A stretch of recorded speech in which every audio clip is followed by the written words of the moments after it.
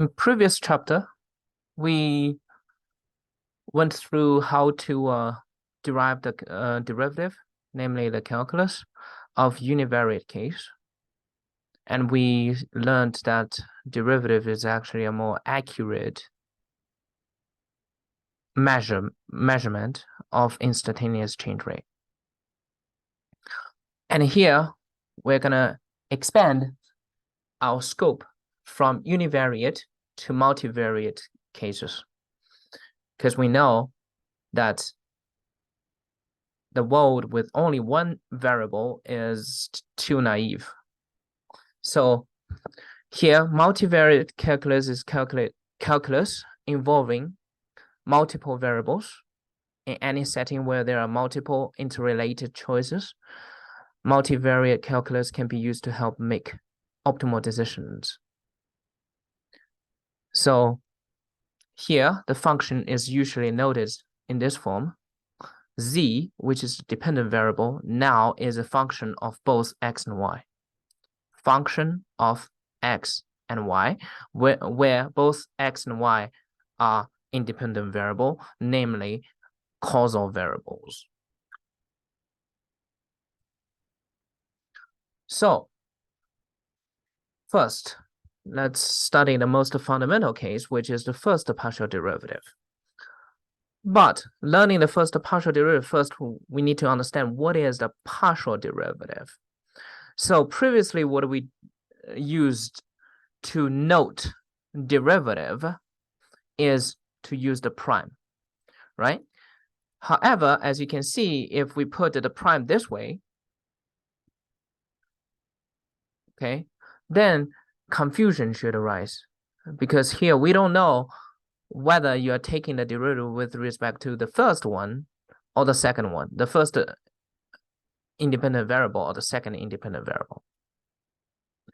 So here we need to clarify this a little. Okay, so we tend to avoid this prime notation since it causes confusion about with respect to which independent variable we're deriving. And when we take the derivative now, we're looking at how does the function change when one of the variable changes.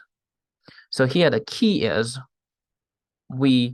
as we're doing this, what we call partial derivative. Here, why do we call it partial derivative? That's because here, even though there are two contributing factors to change z, however, as we are doing this derivative, partial derivative, we are merely studying how the change in the first or in the second independent variable alone affects z. So here is a formal definition. I just want to give you a review, relate back to the slope of tangent line, and to tell you what we are doing is nothing different from what we did in last chapter as we are doing first partial derivative. We're still working on the tangent line, okay, and it's still delta y over delta x, okay. Actually, it is delta z over delta x, now that y is introduced as another independent variable. So here, how do we note it? We use this sign, we call it partial derivative sign. Previously, it was dy over dx. And here, it is dz over dx, because y is another independent variable, okay? Or you can put a subscript here to tell people you're taking the partial derivative partial on x, meaning you're only treating x as the contributing factor to the change in z, holding y being the same. So here it is the nature of partial derivative, which is ceteris paribus, namely holding everything else constant. So here, as we are doing partial derivative with respect to x, that's how you read this, or f partial on x, it is to study the instantaneous change of x on z, holding everything else constant, including y. even though y is a contributing factor, here we say y is constant. We merely study the effect of x on z. That's why it's a partial derivative. It is not total because we know in total, z is affected by two contributing factors, x and y, but here we're taking a partial scope, only focusing on x. Okay, so thus, in partial derivative, we treat the uninvolved independent variable as constant, as well as other constants. So in this, the previously studied operational rule still apply.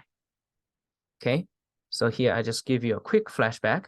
And now let's experience the practice by going through two application questions. So question 1.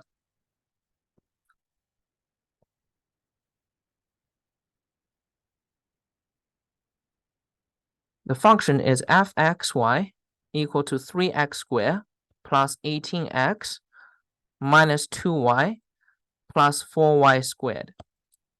Okay, so here it is the derivative. So now what we do is